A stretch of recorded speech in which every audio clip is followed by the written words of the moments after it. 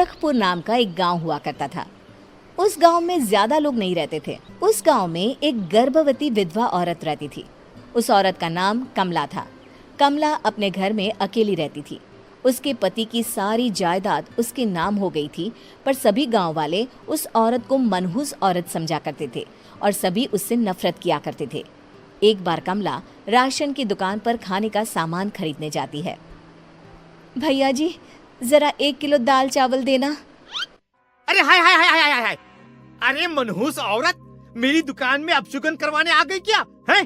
चल जा यहाँ से, मैं कुछ नहीं देने वाला हूँ तुझे। भाग भाग यहाँ से, चल जा, निकल। भैया जी, ऐसा मत कहिए, मैं गर्भवती हूँ, मुझे खाने की बहुत जरूरत है, मुझे खाना दे दीजिए। दुकानदार कमला को वहां से धक्के मारकर भगा देता है। तभी कमला रोते रोते उस गांव के किन्नरों के इलाके में आ जाती है। गांव वाले किन्नरों को उसी इलाके में रखा करते थे, क्योंकि वो लोग किन्नरों को पसंद नहीं करते थे और उनके इलाके में रहने से मना करते थे।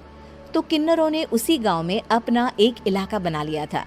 जब किन्नर लोग देखते हैं कि एक गर्भवती महिला रोते रोते उनके इलाके में आ गई है, तो सारे किन्नर कमला के पास जाकर उसका हाल पूछने लगते हैं। क्या हुआ बहन, तुम्हारी गर्भवती अवस्था में इतनी बुरी हालत कैसे है? तुम रो क्यों रही हो? तुम डरो मत, हम तुम्हें कोई नुकसान नहीं पहुंचाएंगे। तुम शांत होकर सब बताओ कि हुआ क्या है। मैं कमला हूँ, मैं गांव के दूसरे इलाके से आई हूँ। 2 महीने पहले ही मेरे पति की मौत हुई है। मुझे गांव के लोग मनहूस मानते हैं, क्योंकि मैं विधवा हूँ और गर्भवती भी। वहाँ के लोग मुझे खाने के लिए कुछ बेचने के लिए भी तैयार नहीं, जिससे मेरा गुजारा नहीं हो रहा था। कोई बात नहीं कमला, हम तुम्हारा ख्याल रखेंगे। किन्नर लोग कमला को एक खाली घर में रहने के लिए जगह दे देते हैं और उसकी देखभाल भी करते हैं। कुछ ही महीने बाद कमला अपने बच्चे को जन्म देती है, पर अफसोस, कमला बच्चे को जन्म देते ही अपनी जान गंवा देती है। जब सब किन्नर बच्चे को देखते हैं तो बहुत खुश हो जाते हैं, क्योंकि वो बच्चा भी किन्नर ही था। कमला ने एक किन्नर बच्चे को जन्म दिया था। अब इस बच्चे की देखभाल कौन करेगा? हम तो इस बच्चे को गांव के दूसरे इलाके में भी नहीं भेज सकते। और तो क्या हुआ, इस बच्चे की माँ नहीं रही तो हम इसे पालेंगे।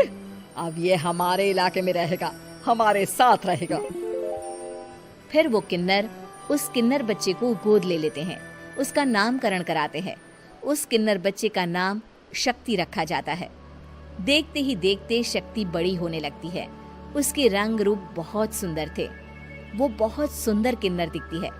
एक दिन शक्ति एक किन्नर से पूछती है, माँ जी सुनिए ना, ये गांव के दूसरे इलाके में भी तो लोग रहते हैं, तो हम वहाँ क्यों नहीं जाते? हम उनसे अलग क्यों रहते हैं? शक्ति, क्योंकि वो लोग हमारे जैसे नहीं, वो लोग हमें पसंद नहीं करते, इसीलिए हम उनसे अलग रहते हैं। क्यों? वो हमें क्यों पसंद नहीं करते? मुझे एक बार उस इलाके में जाना है, मैं एक बार वहाँ जाकर घूम कर आऊं। शक्ति, खबरदार, जो तू उस इलाके में कभी भी गई तो अपनी जान नहीं गंवाना चाहती तो उस इलाके में कभी कदम भी नहीं रखेगी, समझी? इतना कहकर वो किन्नर वहां से चली जाती है।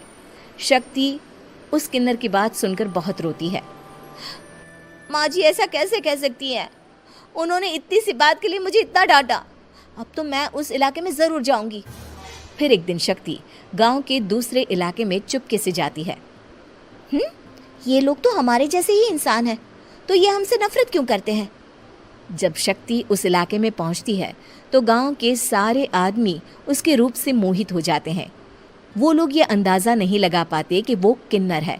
शक्ति की सुंदरता देखकर सारे गांव वाले उसकी तारीफ करने लगते हैं। तभी गांव का चक्कर लगाने गांव के जमींदार का बेटा हर्ष वहां पहुंचता है।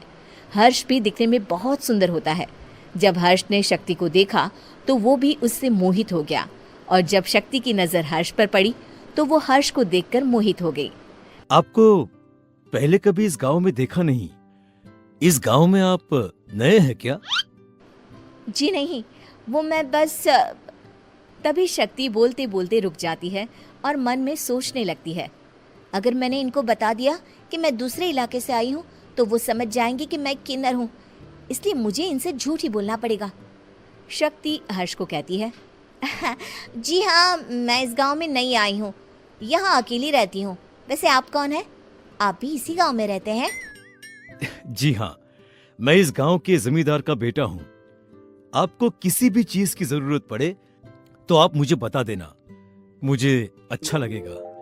ऐसे ही शक्ति और हर्ष एक दूसरे से रोज मिलने लगते। वो दोनों अपने प्यार का इजहार करने एक दूसरे से मिलने जाते हैं। तभी शक्ति का पीछा करते करते एक किन्नर वहां आ जाती है।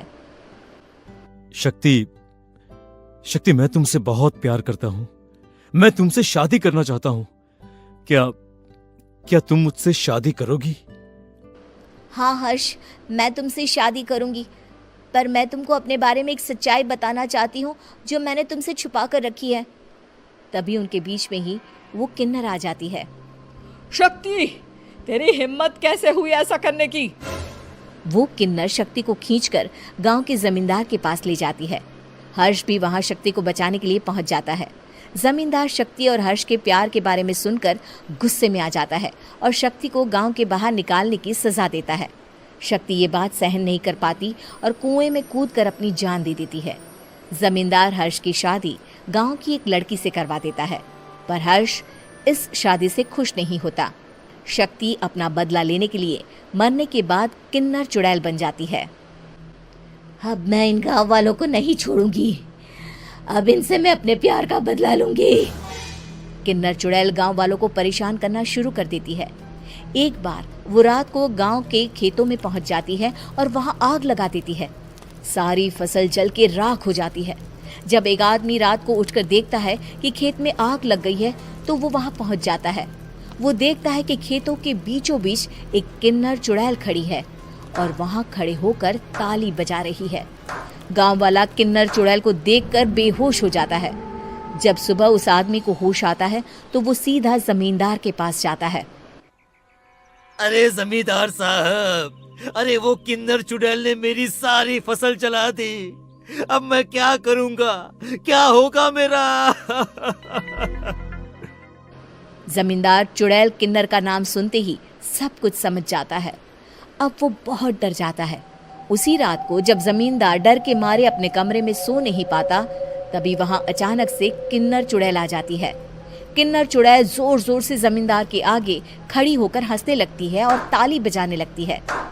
जमींदार उस डरावनी किन्नर चुड़ैल को देखकर बहुत डर जाता है। तूने मेरे साथ बहुत बुरा किया, अब मैं तुझे जान से मार दूंगी। नहीं नहीं नहीं नहीं नहीं, मुझे माफ कर दो, मुझे मत मारो। मैं कभी ऐसा दोबारा नहीं करूंगा। अब तुम जो बोलोगी वही मैं करूंगा। ठीक है, मैं चाहती हूँ कि किन्नर इलाका गांव के इलाके से जुड़े और गांव का कोई भी आदमी किन्नर समाज से द्वेष ना करे, उससे नफरत ना करे, नहीं तो मैं सारे गांव को मार दूंगी। और तुम गांव में एक नया कानून बनाओ कि अगर किसी ने भी किन्नर समाज को हानि पहुंचाने की कोशिश भी करी या इनसे भेदभाव करने की भी कोशिश करी तो उनको कड़ी से कड़ी सजा मिलेगी। हाँ हाँ हाँ हाँ, मैं ऐसा ही करूंगा। तुम जो बोलोगी वो मैं करूंगा, पर मुझे जाने दो प्लीज। तब वो किन्नर चुड़ैल वहां से चली जाती है। गांव का जमींदार किन्नर चुड़ैल का कहा मानते हुए दोनों इलाकों को एक कर देता है और नया कानून भी लागू कर देता है। तब से वहां किन्नर समाज और बाकी गांव वाले शांतिपूर्वक रहने लगते हैं।